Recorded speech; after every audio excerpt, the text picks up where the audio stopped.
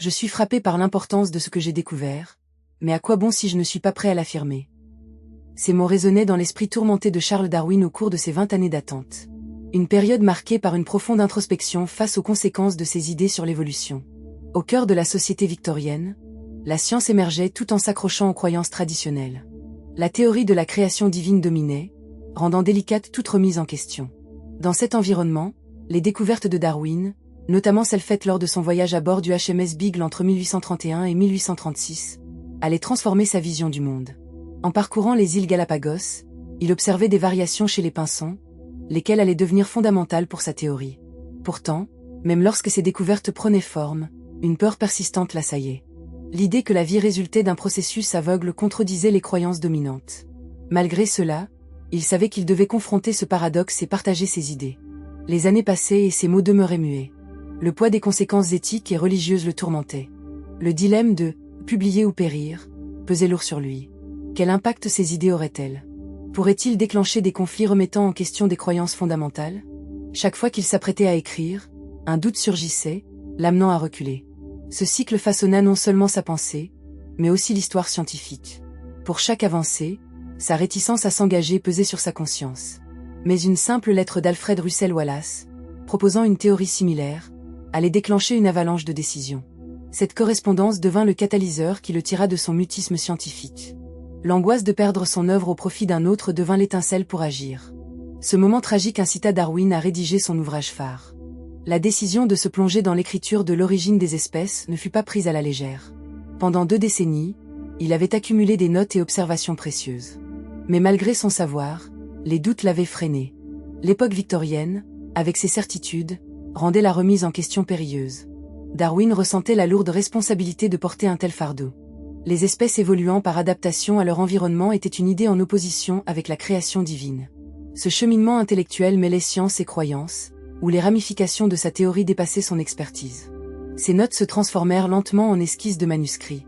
Les variations des espèces observées aux Galapagos prenaient forme, mais jamais assez vite pour éteindre ses doutes.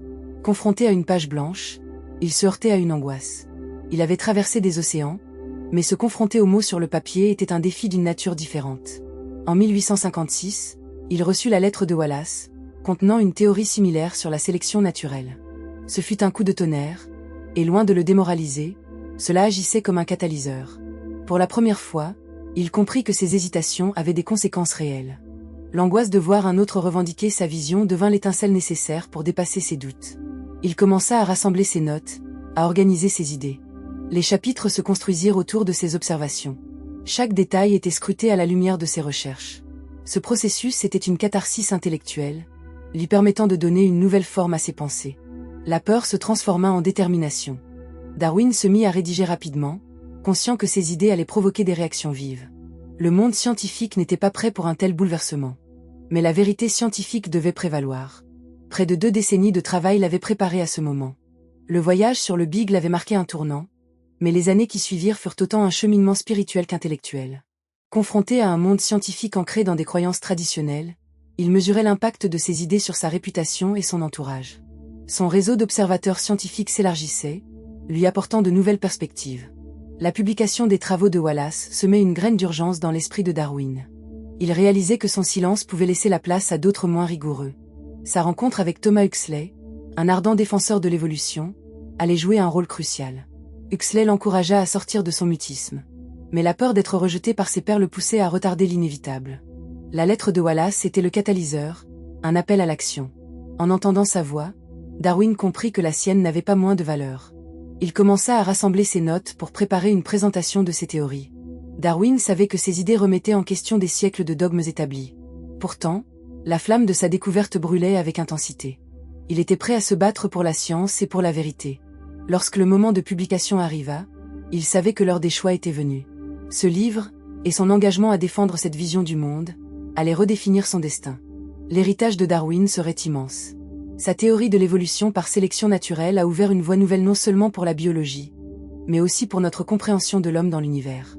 Ces réflexions résonnent encore aujourd'hui avec une vérité poignante. Le parcours de Darwin est un témoignage du courage intellectuel. Sa lutte contre ses doutes nous rappelle que la recherche de la vérité est un chemin semé d'embûches, nécessitant une résilience. L'héritage de ces idées nous pousse à envisager notre propre survie, notre propre adaptation. En réfléchissant à ces enseignements, il est vital de se demander quels défis nous sommes prêts à relever. La résistance de Darwin face à la critique, son dévouement à la vérité, sont des inspirations inestimables. Nous devons poursuivre cette quête de connaissances, inspirés par ceux qui ont osé remettre en question le monde.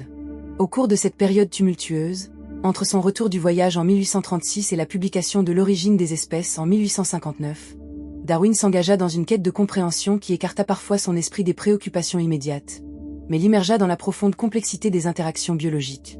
Il passa des années à collecter des échantillons, à lire des ouvrages scientifiques, à échanger des lettres avec des naturalistes à travers le monde. Chaque jour, il arpentait son jardin à Daunaos, observant avec une curiosité insatiable les espèces de plantes et d'insectes qui l'entouraient. Cette observation minutieuse et ce désir de comprendre la nature au-delà de sa surface nourrissaient son esprit, le poussant à formuler une théorie qui pourrait expliquer la diversité de la vie sur Terre. Chaque espèce, chaque variation, chaque adaptation était une pièce d'un vaste puzzle qu'il devait assembler. Au cours de ses recherches, il se replongeait dans les écrits de Lyell et d'autres géologues, ce qui affûta son raisonnement sur le temps géologique et les processus lentement modelant notre planète. Les idées de Thomas Malthus sur la surpopulation le frappèrent particulièrement. En 1798, Malthus avait observé que les populations humaines croissaient de manière exponentielle, tandis que les ressources alimentaires n'augmentaient que de manière arithmétique. Cette idée résonnait chez Darwin et suscita une révélation. Si la même lutte pour l'existence s'appliquait aussi aux animaux et aux plantes, alors ceux qui possédaient des variations avantageuses seraient les plus susceptibles de survivre et de transmettre ces traits à leur descendance. Cette compréhension de la sélection naturelle devint la pierre angulaire de sa théorie. Lorsqu'il se retrouvait dans le calme du jardin de Daunaos, ses pensées s'emballaient. Quelle force mystérieuse façonne les espèces, se demandait-il. Les oiseaux des Galapagos, avec leurs becs adaptés, lui revenaient sans cesse en mémoire. La diversité des pinsons qu'il avait observées sur les différentes îles n'était pas un simple fait anodin, mais une illustration frappante de l'adaptation à l'environnement. Les pinsons avec des becs plus robustes pouvaient mieux exploiter les graines dures, tandis que ceux avec des becs plus fins s'adaptaient aux insectes. Chaque observation était une étincelle, un moment de lucidité qui le rapprochait de la formulation de sa théorie. Mais la peur demeurait, engendrée par la crainte de la réaction du public. Chaque fois qu'il se mettait à écrire, une voix intérieure lui murmurait « Et si tu avais tort ?» Les idées qu'il proposait menaçaient des croyances enracinées dans la société victorienne. L'idée que l'homme descendrait d'un ancêtre commun avec les singes, par exemple, lui semblait proprement révolutionnaire. Il avait reçu des lettres d'amis respectés lui conseillant la prudence, lui rappelant que la science devait s'aligner sur la théologie. En 1857, il écrivit à un de ses amis « Je crains que ce que j'affirme finisse par être lu comme une attaque contre la religion. » Pourtant, le poids de ses découvertes exigeait d'être partagé. Il se retrouva dans un tourbillon d'émotions, tiraillé entre l'ambition scientifique et les ramifications morales de ses idées. Les discussions entourant la science et la religion battaient leur plein.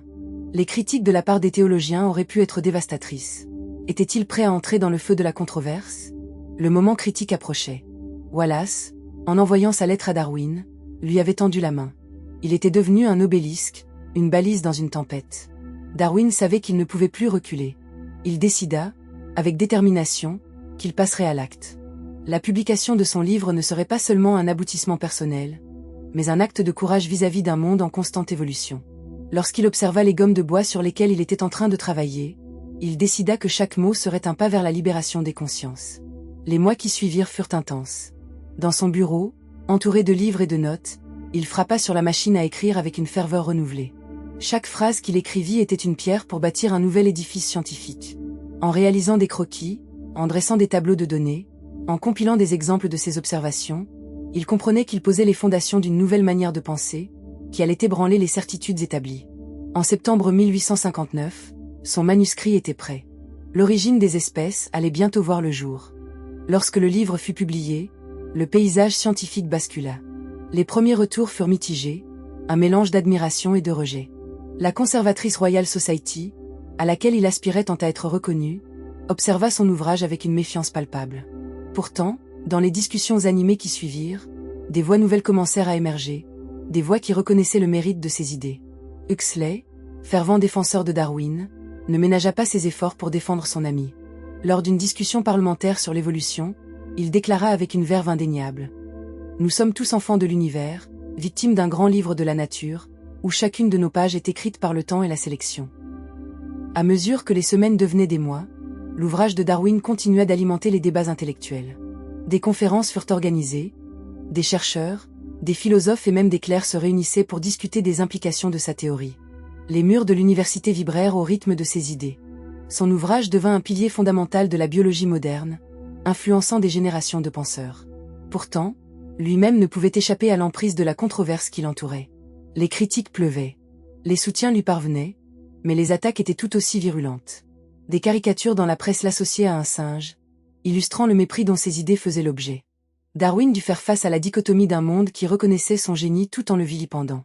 Mais, à travers la douleur de ses oppositions, sa détermination se renforçait. Chaque critique le poussait à approfondir ses recherches, à enrichir son savoir.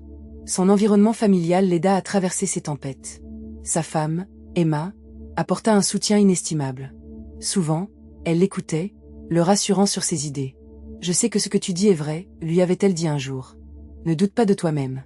La science avance grâce à des hommes comme toi. » Ces paroles résonnaient dans son esprit, renforçant son courage et sa détermination à continuer sa quête de vérité. Avec le temps, les voix critiques commencèrent à se modérer. Le changement était perceptible dans le milieu scientifique. Les idées de Darwin prenaient racine, et d'autres grands esprits, tels que Herbert Spencer, les intégraient dans leurs travaux, solidifiant ainsi le fondement de la théorie évolutionniste. Ce processus de validation ne se produisit pas sans heurts, mais chaque pas vers l'acceptation était une victoire. Entre les controverses et les éloges, Charles Darwin avait réussi à redéfinir non seulement la biologie, mais aussi notre compréhension de l'humanité. Son héritage allait se poursuivre bien au-delà des pages de son livre. La théorie de la sélection naturelle serait intégrée dans la courbe du savoir scientifique, influençant des domaines allant de la sociologie à la psychologie, du climat à l'analyse comportementale. Au-delà des lettres et des chiffres, l'œuvre de Darwin était une promesse de compréhension. Ce qu'il avait commencé comme une exploration personnelle devint un phare de la rationalité pour des millions d'individus, leur permettant de remettre en question les dogmes établis. Son courage, son engagement envers la vérité, et même ses doutes sont devenus des exemples de ce que signifie être un chercheur. Dans un monde en constante évolution, la force de ses idées continue de résonner, nous incitant à avancer, à questionner et à découvrir. L'héritage de Darwin serait immense. Sa théorie de l'évolution par sélection naturelle a ouvert une voie nouvelle non seulement pour la biologie, mais aussi pour notre compréhension de l'homme dans l'univers. Ces réflexions résonnent encore aujourd'hui avec une vérité poignante. Le parcours de Darwin est un témoignage du courage intellectuel. Sa lutte contre ses doutes nous rappelle que la recherche de la vérité est un chemin semé d'embûches, nécessitant une résilience. L'héritage de ces idées nous pousse à envisager notre propre survie, notre propre adaptation. En réfléchissant à ces enseignements, il est vital de se demander quels défis nous sommes prêts à relever. La résistance de Darwin face à la critique, son dévouement à la vérité, sont des inspirations inestimables. Nous devons poursuivre cette quête de connaissance, inspirés par ceux qui ont osé remettre en question le monde.